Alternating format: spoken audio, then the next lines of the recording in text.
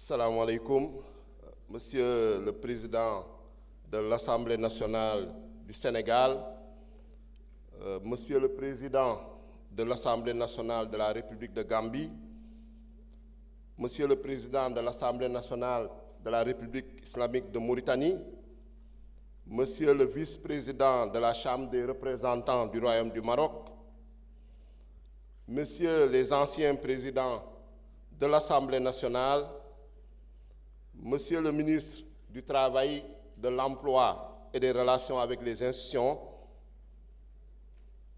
chers collègues, honorables députés, distingués invités, je voudrais à l'entame de mes propos souhaiter la chaleureuse bienvenue au président des Assemblées nationales de la Gambie et de la Mauritanie et au vice-président de la Chambre des représentants du Royaume du Maroc.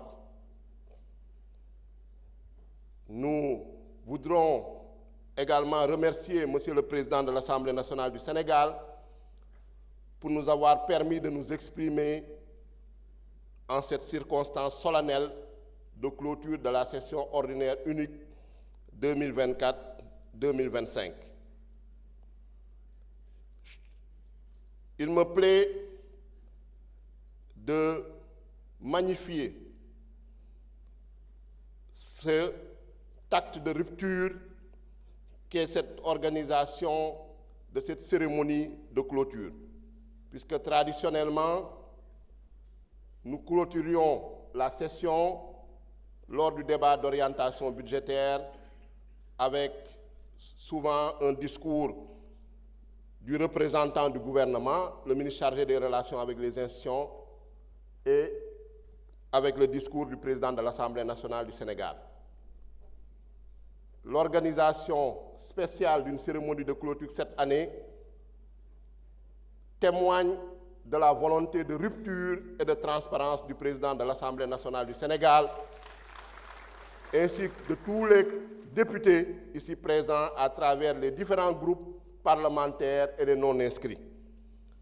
Puisque nous devions toujours nous rappeler que nous avons été mandatés par le peuple sénégalais.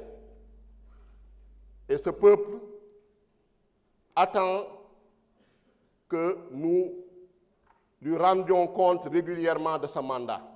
Et je pense que c'est la démarche depuis l'installation de l'Assemblée nationale du président Malick Ndiaye. Ouvrir l'Assemblée nationale aux citoyens, ouvrir l'Assemblée nationale au peuple sénégalais, ouvrir également l'Assemblée nationale à nos amis, notamment du continent africain, nos amis gambiens, nos frères et sœurs mauritaniens, nos frères et sœurs marocains ici présents et nos frères et sœurs de toute la CEDEAO ici représentés également. À la clôture, à la fin de cette session ordinaire unique, nous pouvons tirer un bilan satisfaisant, puisque l'Assemblée nationale, comme vous le savez, a 3 compétences constitutionnelles. Voter la loi, contrôler l'action du gouvernement, évaluer les politiques publiques. En ce qui concerne la procédure législative, nous avons abattu un intense travail d'élaboration, d'instruction et d'adoption des lois, que ce soit les lois de finances, que ce soit des lois ordinaires, que ce soit des lois organiques ou des lois constitutionnelles, durant cette session ordinaire unique. Nous avons, en dehors des projets de loi, issus de l'initiative gouvernementale, adopté 2 propositions de loi, et notamment la réforme du règlement intérieur qui a été faite de manière concertée, collégiale et inclusive, et dont la proposition de loi a été portée de manière symbolique par les présidents de groupes parlementaires et par les représentants des non-inscrits. Dans le cadre du contrôle de l'action gouvernementale, il faut saluer le dynamisme des 14 commissions permanentes et magnifier leur action pour assurer l'information de l'Assemblée nationale. Et on peut prendre pour exemple les commissions comme la commission des délégations, qui en général ne fonctionnait pas. Mais cette année, lors de cette session ordinaire unique, on a vu la commission des délégations tenir des travaux d'évaluation et de contrôle de l'exécution des lois votées. En ce qui concerne la commission contrôle et comptabilité, elle a eu à faire des travaux importants, notamment pour adopter le rapport financier trimestriel de l'Assemblée nationale, ce qui est également une première. Donc, je voudrais, à travers ces commissions, féliciter tous les présidents de commissions permanentes ainsi que tous les membres des commissions permanentes pour cet important travail accompli. En ce qui concerne l'évaluation des politiques publiques, qui est notre troisième compétence constitutionnelle, nous pouvons noter à notre actif l'élaboration du guide méthodologique de l'Assemblée nationale du Sénégal pour l'évaluation des politiques publiques et dans le cadre de la réforme du règlement intérieur, la création d'un comité d'évaluation des politiques publiques. Ce bilan, comme je l'ai dit, est satisfaisant, mais nous ne devons pas dormir sur nos lauriers.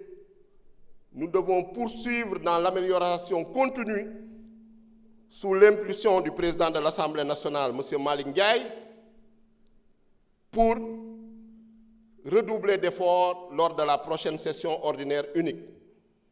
En ce qui concerne le vote des lois, il s'agira de renforcer notamment l'initiative législative en proposant des lois issues des différents groupes parlementaires ou des non-inscrits, donc des propositions de loi, en proposant également des résolutions, donc qui est de la compétence de l'Assemblée nationale.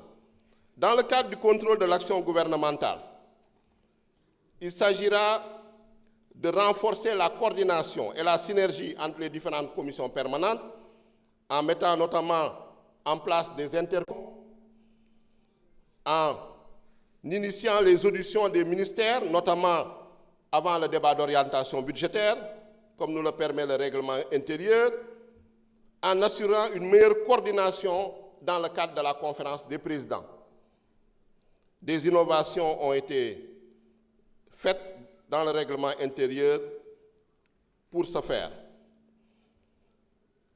Concernant l'évaluation des politiques publiques, il s'agira bien sûr d'installer le comité permanent d'évaluation des politiques publiques, de le faire fonctionner en s'appuyant bien sûr sur le guide méthodologique de l'Assemblée nationale du Sénégal sur l'évaluation des politiques publiques.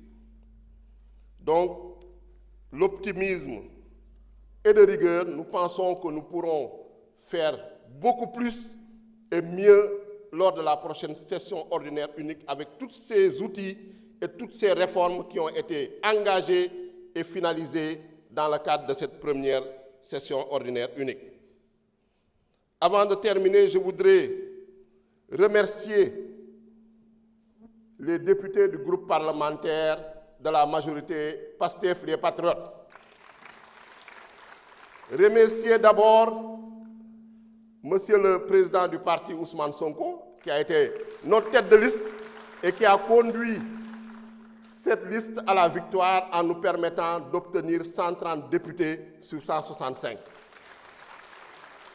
Remercier et féliciter tous les membres du groupe parlementaire pour leur engagement, leur détermination à mettre en œuvre la vision Sénégal 2050, l'agenda national de transformation engagé par le président de la République, son Excellence M. Bassirou Diomaye Diakhar Faye. Remercier également pour leur sérénité lors des débats, parce que nous l'avons constaté, durant ces 7 mois, il n'y a pas eu d'incident, ni en commission, ni en séance plénière. Pour également la qualité des débats. Donc nous vous exhortons à continuer dans cette voie, puisque c'est cela dont il s'agit, représenter dignement et qualitativement les Sénégalais. Je voudrais également remercier nos collègues du groupe parlementaire Takku Wallu, notamment la présidente Aïssata Tall Sall, les représentants des non-inscrits, pour la collaboration que nous avons eue, qui a été une collaboration, certes dans la divergence, dans les contradictions politiques, mais c'était une collaboration quand même de qualité, une collaboration dans la responsabilité, une collaboration également dans l'exemplarité. Et ensemble, malgré nos divergences, malgré nos contradictions, nous avons pu travailler dans les différents groupes, comités ad hoc que le président de l'Assemblée nationale a eu à mettre en place pour produire le règlement intérieur, finaliser, en tout cas innover le règlement intérieur, et également élaborer une méthodologie d'évaluation des politiques publiques. Je pense que c'est ça l'Assemblée nationale. Et nous pouvons être fiers de cette Assemblée nationale. Nous pouvons être fiers du président Malick Ndiaye. Nous pouvons être fiers de tous les députés ici présents. Nous pouvons être fiers également de notre gouvernement ici représenté par le ministre chargé des relations avec les institutions, M. Abbas Fall. Pour terminer, je voudrais remercier également l'administration parlementaire, ainsi que tout le personnel administratif, technique et de service qui ont eu à nous accompagner, notamment les assistants parlementaires, le cabinet du président Malick Ndiaye, le secrétaire général adjoint, ainsi que toutes les directions ici représentées. Donc nous remercier, en tout cas nous nous engageons, Monsieur le Président de l'Assemblée nationale du Sénégal, à faire plus, à faire mieux pour le Sénégal, pour le peuple sénégalais qui nous a donné l'honneur de les représenter ici. Merci beaucoup.